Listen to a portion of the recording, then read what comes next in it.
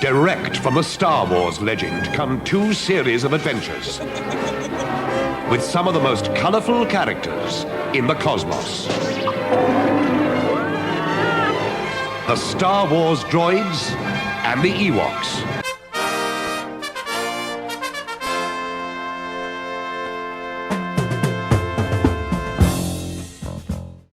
We all know that Star Wars is a collecting juggernaut, the equivalent of an earthquake that continues to send shockwaves throughout the collecting community. Over the past decade, its seismic auction results have toppled the great towers of diecast, the safe haven of model railways, and continues to level auctioneers with its astronomical prices. With us now getting new Star Wars all the time, we're reminded once again of its massive social impact. Pretty much everywhere you look, it's likely you'll be greeted by the shadow of the notorious Death Star. However, Star Wars wasn't always such a so-fi success, and some of the previous spin-offs weren't quite as slick. After the release of Return of the Jedi in 1983, it seemed that George Lucas' money train had pulled into the station and wasn't going anywhere soon. After all, Return of the Jedi completed the trilogy of films, and at that point, there wasn't any suggestion of any sequels, let alone prequels. In the 1980s though, Kenner's incredible toy range was in a powerful position between 1978 and 1985. More than 300 million of Kenner's Star Wars related merchandise had made it to market. So there must have been concern at Kenner HQ when the final credits rolled after the Battle of Endor, that the profits were going to dry up. But the end was not in sight for Star Wars, and there must have been an initial sigh of relief among the Kenner bigwigs that heard ABC Lucasfilm had commissioned a production studio, Nelvana, to produce not one, but two brand new Star Wars cartoons. First was Droids, released in 1985, which told the adventures of the franchise's lovable robots R2-D2 and C-3PO. Along the way, the robotic Chuckle brothers got into a series of scrapes and ended up facing off against space gangsters, pirates, criminals, and even the notorious bounty hunter Boba Fett. Actor Anthony Daniels even reprised his role as C-3PO to lend the series a bit of acting gravitas. Alongside Droids, Nelvana also produced Ewoks, starring cuddly space teddies that delighted or disgusted, depending on the point of view, audiences in Return of the Jedi. Ewoks centred around Wicked W. Warwick and his life on the forest moon of Endor before those pesky Imperials arrived, and set up their force field generator on that planet. So instead of facing off against the Empire, Warwick and his pals fought the Dulocs, an Ewok-like race who aren't anywhere near as cuddly or cute, which is probably why they fought the Ewoks all the time. Both series were aimed at a much younger audience than the Star Wars films, and the animation was rather crude. As a result, neither series really had much cultural impact, and both disappeared from TV screens the following year, after just 13 episodes of Droids and 35 of Ewoks. Of course, just because the cartoons weren't actually any good, that didn't stop Kenner lining up a new range of toys.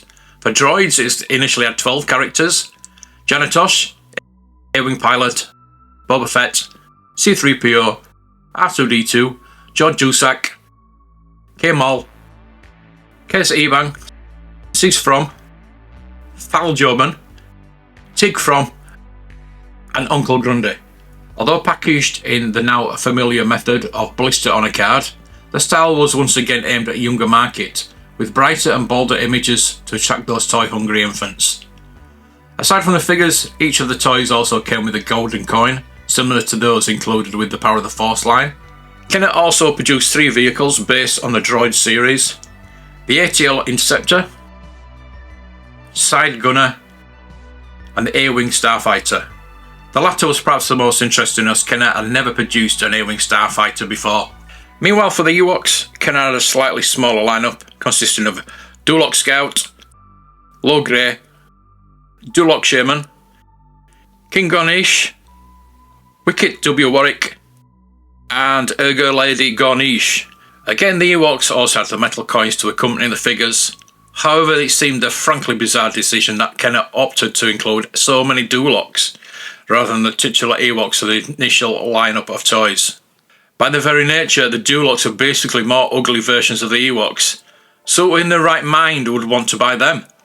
However, with the TV series failing to capture the attention of audiences, and even the popularity of Star Wars on the slide, as it was overshadowed by new crazes like Transformers, He-Man and G.I. Joe.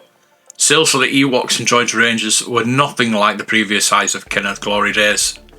This meant that a planned second range of toys for both Droids and Ewoks never officially hit the shelves. For Droids, Kenner was planning to 8 new figures: Vlix, Mon Julpa, Governor Kung, Clegg Zolek, Gaff, Mongo Bauba, Jessica Meade and Admiral Screed. Meanwhile, the Ewoks range would have bolstered with Chief Chirper Papalu, Weechi, Morag, Bondo, leader of the Jindas, and Chitur, Jinda Animal Trainer. Prototypes of all these figures have surfaced over the years, and it's estimated there are between 10 and 20 of each in circulation. Perhaps the most interesting of these extra characters is Vlix, a henchman of Cease From for the series.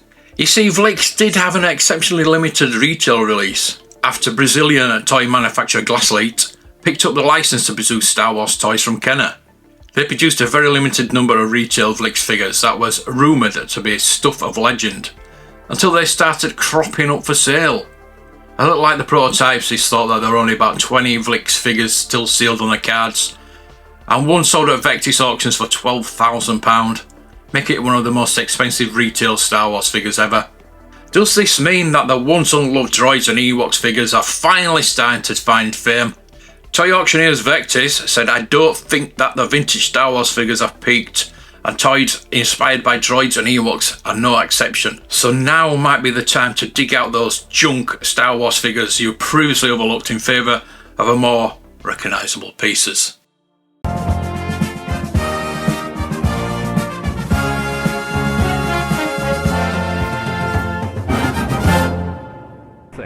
The interesting thing is they call it pyro processing, but it's a molten salt process. They're dissolving